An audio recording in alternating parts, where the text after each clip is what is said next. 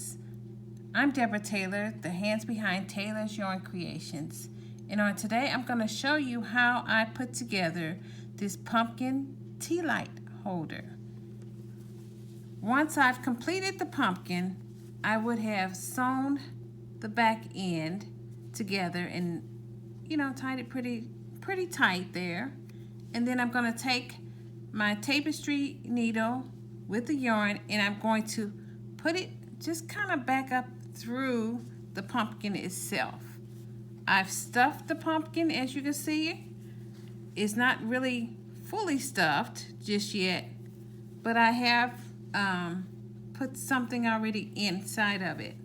I'll finish the stuffing just about when I get through with the stem itself. So as you can see, here's the stem, the base of the top of the pumpkin. And what you want to do is when you get ready to sew the two together, you want to make sure your tea light is inside of the holder. If not, it'll go flat and you can't really tell if it's going to sit in there well. You don't want to grab too much yarn, so you want to make sure that your tea light, your LED tea light is there. I also have my curly stem here in the leaf. I only did one leaf, and as you can see here, it has a slip stitch going back up the leaf itself to make it more distinct and unique. And I'll put this on last. But I want to just show you how I go ahead and insert this stem itself. So you want to go ahead and place it inside, kind of where you want it to sit.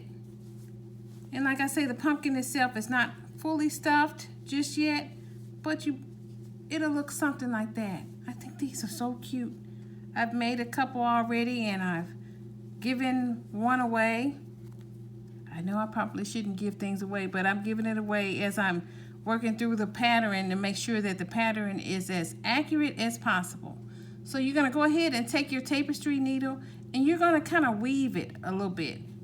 Like you did the bottom part. I'm going to be weaving in and out like this throughout and around the stem itself, while at the same time grabbing the stem just at the top. I'm going to move it up a little bit. No rhyme or reason, no perfection here. You just want to grab it. And then as you can see, the bottom part here has the back loops only. So I'm going to grab one of the, see if I can get it up close so you can see it. I'm going to grab one of the back loop stitches and bring it through. And you can bring it all the way through, or you can wait until the end and bring it all together. But I'm going to kind of do that again. Just weave this part in and out like so. Don't go too far. And then I'm going to skip one of the stitches here and I'm going to go to the next one. So it kind of goes like that. And I'm going to continue to do that all the way around. This here, I use cotton yarn for this, but you can use any type of yarn you prefer. You can use any medium type weight. I just wanted to have a little tan pumpkin. So I'm weaving it in and out again. And I'm going to go ahead and continue that all the way around, and then I'll come back. Like I say, skip one stitch and put it in there. If you skip more than one, that's okay, as long as it's connected to the pumpkin itself. So I'll go ahead and do that, and then I'll come back on and show you the rest. Okay, so as you can see here, I have the pumpkin and the stem pretty much tied on. It's not tight just yet. I'm trying to leave a hole here, and I'm going to stuff the remaining filling inside this pumpkin right before I solidify, or I shouldn't say the word, but right before I get ready to close off the pumpkin itself. The tea light is coming out, but that's okay. I'm going to go ahead and stuff this pumpkin, put that tea light back in, and we'll just keep it going. The thing is, you don't want to stuff it right before. It's up to you. I guess at the end of the day, some people may want to stuff it before, but I like to stuff it right before I put the final touches on the stem itself. So I'm gonna stuff inside of here, really not too much, not too tight, but just enough to give that pumpkin some meat on his yarn bones. As you can see, I'm squishing it, trying to make sure it gets in place. And right there, I will put the tea light back in it so that when I get ready to tighten this yarn, it will be in place.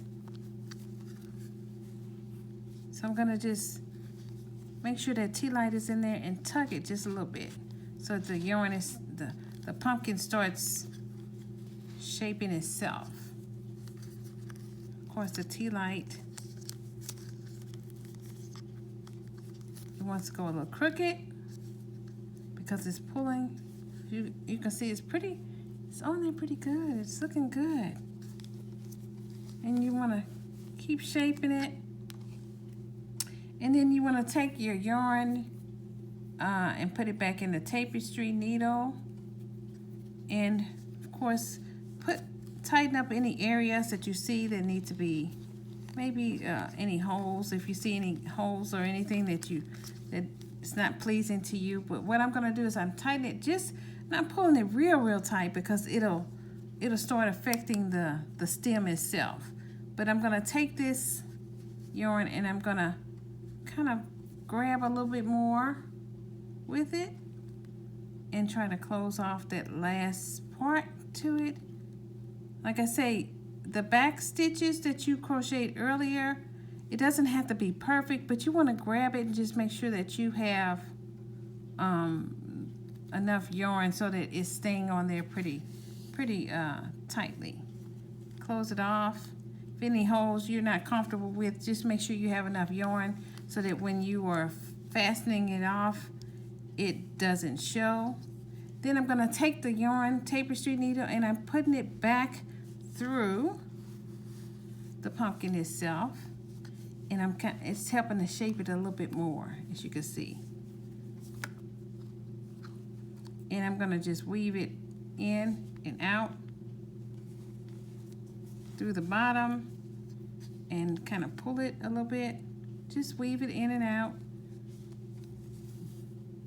Like I said, there's no rhyme or reason. It's just making sure that it doesn't come back out. And so the little pumpkin, it's not going to go into any type of wash machine, or it shouldn't. If you do, it should always be hand washed. And I'm just going to run the yarn just to make it a little bit tighter. And sometimes I'll put a little knot inside of it where it's not noticeable, because you see it blends with the yarn really well. And then I'll just put it back through, pull it through, and then I'll cut off this part. And that is how it sits. You want to shape it a little bit just to kind of give it that pumpkin look. Isn't that cute? It's just adorable. Let me see if I can get my scissors here. My handy dandy scissors. Trim it. And of course, then I'm going to take the stem and I'm just going to add it to here. Isn't that just adorable? And then of course you can cut on your tea light. You don't have to worry about your house catching on fire. These make cute decorations. I know I love candles myself, and I have to set something to remind myself that my candles are burning. But this is how it'll look pretty much once I get through sewing the actual stem and the leaf to it. And these make just wonderful little gifts for yourself or someone else who is celebrating the holidays. So until next time, Be sure to turn on your notifications so that you know the next time I go live. Be sure to like and subscribe to this. And if you like little tutorials like this, let me know in the comments. Till next time.